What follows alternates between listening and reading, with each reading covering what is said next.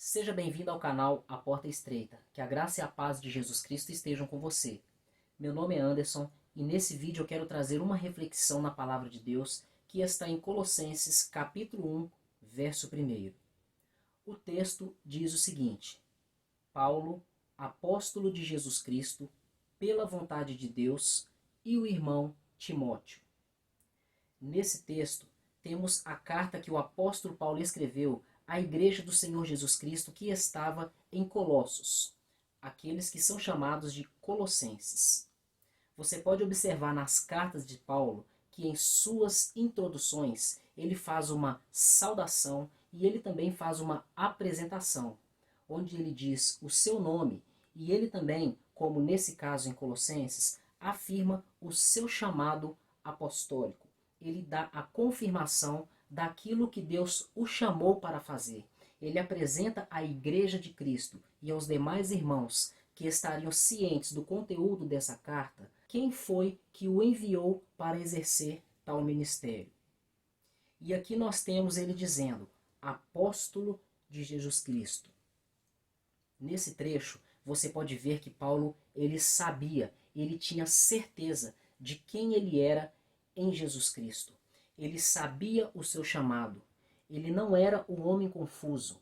Ele não estava fazendo algo por fazer. Ele não estava fazendo por modismo, ou pela sua própria vontade, ou para ganhar status, ou para ganhar domínio, poder e autoridade sobre os irmãos. Você pode ver no mesmo versículo que ele diz, pela vontade de Deus. Paulo, apóstolo de Jesus Cristo, pela vontade de Deus. Isso significa que ele era apóstolo não por sua vontade. Ele não foi um apóstolo ungido por homens, segundo a vontade da carne. Ele foi um apóstolo ungido pelo próprio Senhor Jesus Cristo. Ele foi escolhido pelo Senhor Jesus Cristo. Ele foi enviado com uma missão. Missão essa que era pregar o evangelho da salvação a todos os gentios. E você pode observar aqui que o apóstolo Paulo, ao dizer pela vontade de Deus e o irmão Timóteo, nós podemos ter um entendimento de que as coisas de Deus, elas são feitas não segundo a vontade dos homens, mas sim segundo a vontade do próprio Deus. Lembre-se dos apóstolos de Jesus Cristo. Jesus, ele tinha uma multidão de discípulos. Porém, dentre essa multidão, ele separou 12 para si, os quais foram chamados de apóstolos. E você já deve saber que apóstolo significa enviado com uma missão. Esses 12 separados por Jesus, eles foram separados pelo próprio Senhor, pelo próprio Cristo, enviado com uma missão. E no caso do apóstolo Paulo, não foi diferente. Ele não andou pessoalmente com Jesus, mas após a morte, ressurreição e ascensão do Senhor Jesus Cristo aos céus, ele recebeu uma visita do Senhor Jesus. O Senhor Jesus apareceu para o apóstolo Paulo ali no caminho de Damasco. E sabemos que Jesus apareceu para Paulo outras vezes e falou com o apóstolo Paulo outras vezes.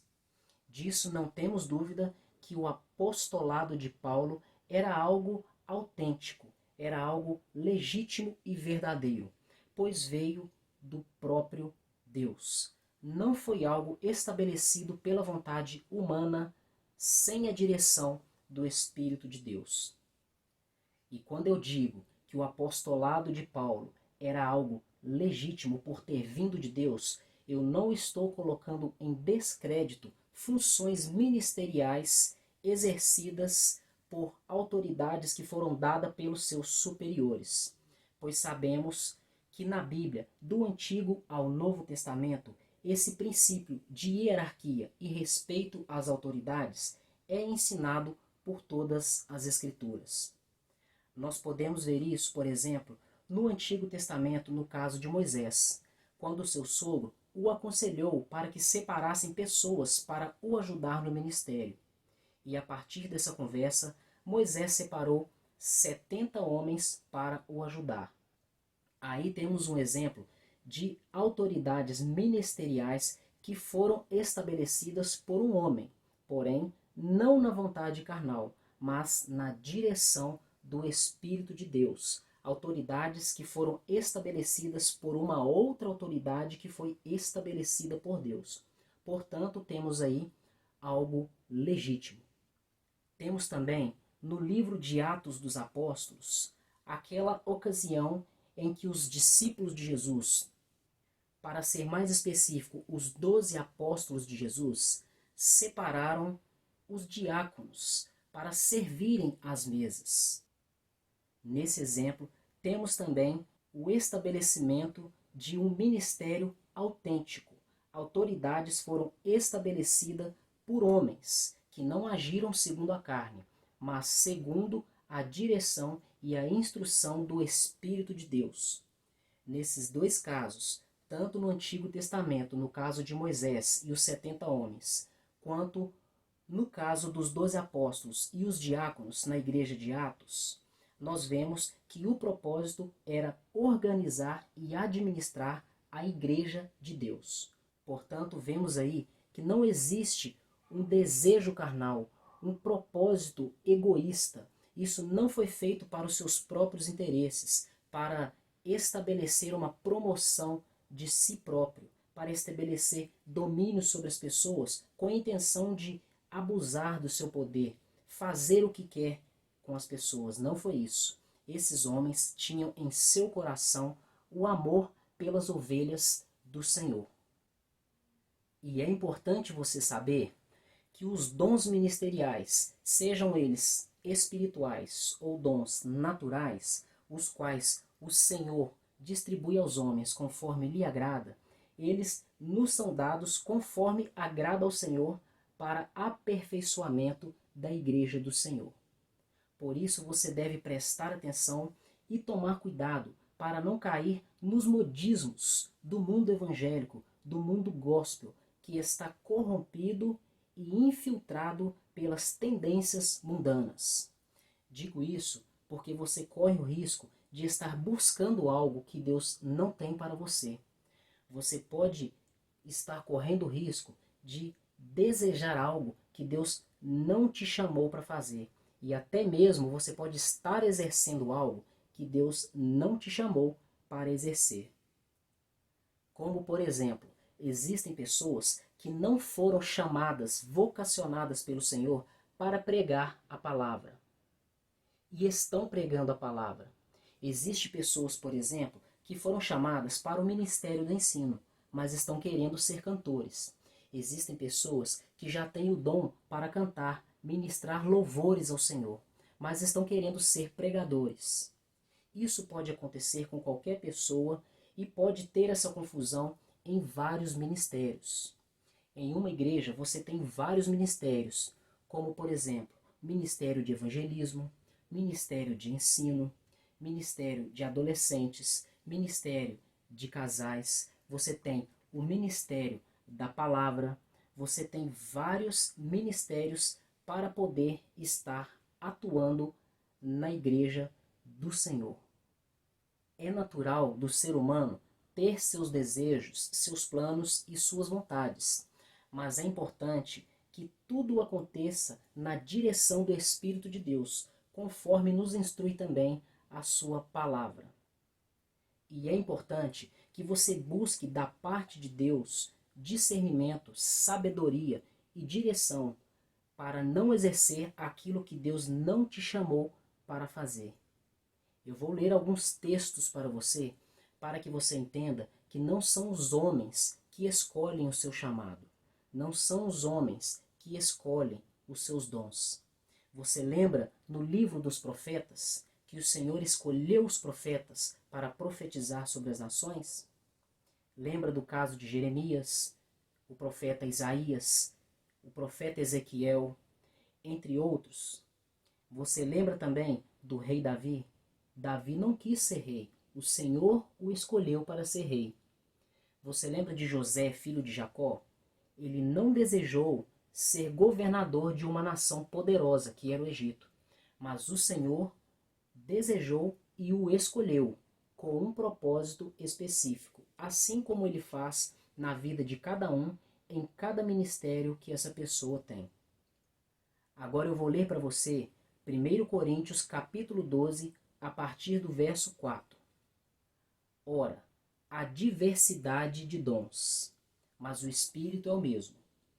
E há diversidade de ministérios, ou seja, existem vários dons que são as habilidades e capacidades, sejam elas espirituais ou naturais, que Deus coloca nos homens para que eles exerçam ministérios, que são os serviços.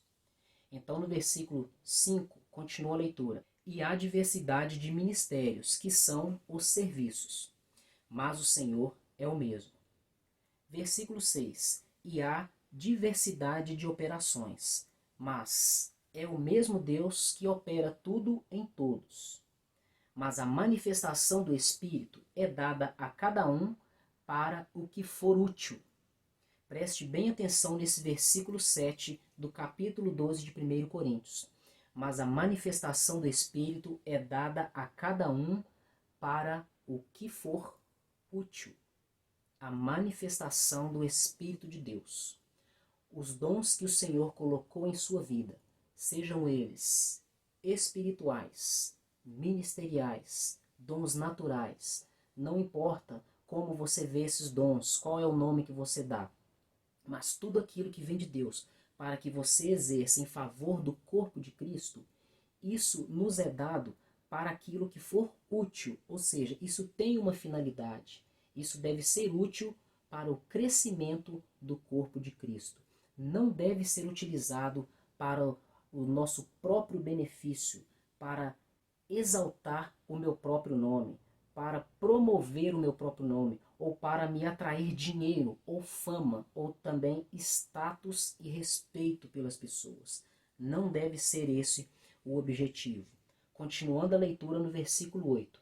Porque a um, pelo Espírito, é dada a palavra de sabedoria, e a outro, pelo mesmo Espírito, a palavra da ciência, e a outro, pelo mesmo Espírito, a fé, e a outro, pelo mesmo Espírito, os dons de curar. Versículo 10.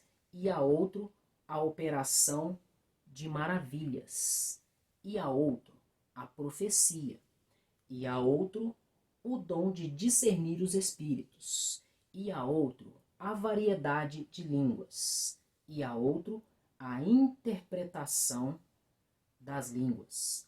Nós vemos aqui que temos uma lista de dons que podemos chamar de dons espirituais. Todos eles nos são dados porque o Espírito de Deus nos dá esse dom. E isso ele faz segundo a sua vontade e não segundo a nossa vontade. Veja o que está escrito no versículo 11. Mas um só e o mesmo Espírito opera todas essas coisas, repartindo particularmente a cada um como quer. Então esse texto nos deixa bem claro que os dons espirituais, os dons que Deus dá aos seus escolhidos, a seus filhos, a seus santos, para exercer ministérios nas igrejas, esses dons são dados por Deus, segundo a vontade de Deus, e Ele reparte a cada um da maneira que Ele quer. A uns Ele dá poucos dons, a outros Ele dá muitos dons. Talvez você tenha somente um dom, talvez você tenha 2, talvez você tenha 3, talvez você tenha 4. Pode estar misturando entre dons espirituais e dons ministeriais. Mas todos são dados por Deus e devemos utilizá-los para a glória do Senhor. Veja agora o texto que vou ler em Efésios, no capítulo 4, a partir do versículo 11. E ele mesmo deu uns para apóstolos, e outros para profetas, e outros para evangelistas, e outros para pastores e doutores.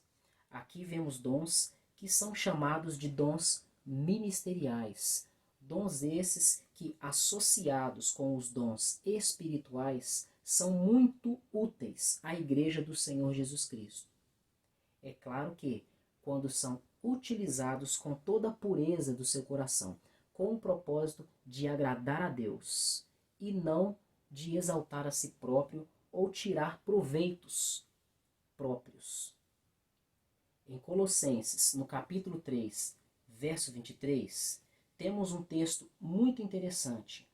Vós, servos, obedecei em tudo a vossos senhores segundo a carne, não servindo só na aparência, como para agradar os homens, mas em simplicidade de coração, temendo a Deus. E tudo quanto fizerdes, fazei-o de todo o coração, como ao Senhor, e não aos homens. Veja bem, tudo que você fizer, faça de todo o coração, faça com amor, não para agradar a homens, mas sim para agradar a Deus, porque o reino é de Deus, a igreja é de Cristo, e nós somos servos de Cristo. Ainda que devemos prestar submissão e obediência aos homens, o Senhor é Cristo, e Ele está acima de tudo e de todos, e a Ele deveremos um dia dar satisfação de tudo o que fizermos, inclusive o que fizemos com os dons que Ele nos deu. Versículo 24. Sabendo que recebereis do Senhor o galardão da herança, porque a Cristo o Senhor servis. Ou seja, a Cristo o Senhor vocês servem. Portanto, fique com essa palavra e medite nisso que estou falando. Não busque uma posição ministerial para ser reconhecido pelas pessoas. Não busque uma posição ministerial para ter status, para ter fama, para crescer financeiramente. Não faça isso. Busque servir ao Senhor com a intenção de agradá-lo naquilo que Ele te chamou para fazer, a fim de que você também venha cooperar com o reino de Cristo. O Senhor Jesus nos ensina algo que está registrado em Mateus, no capítulo 5, verso 16. Ele diz que todas as nossas obras devem ser vistas pelos homens, para que o Pai, que está nos céus, seja glorificado, e não nós, homens. Eu vou ler para você esse versículo aqui na Bíblia, para não ter o risco de falar algo errado. Vou abrir aqui em Mateus, no capítulo 5, e vou ler o verso 16. Jesus afirma o seguinte: assim resplandeça a vossa luz diante dos homens, para que vejam as vossas boas obras e glorifiquem a vosso Pai, que está nos céus. Então nós temos aqui bem claro que tudo é para a glória de Deus. Até o próprio Cristo fez tudo para glorificar ao Pai. E assim nós devemos fazer. Portanto, eu te dou um conselho. Busque a Deus em oração.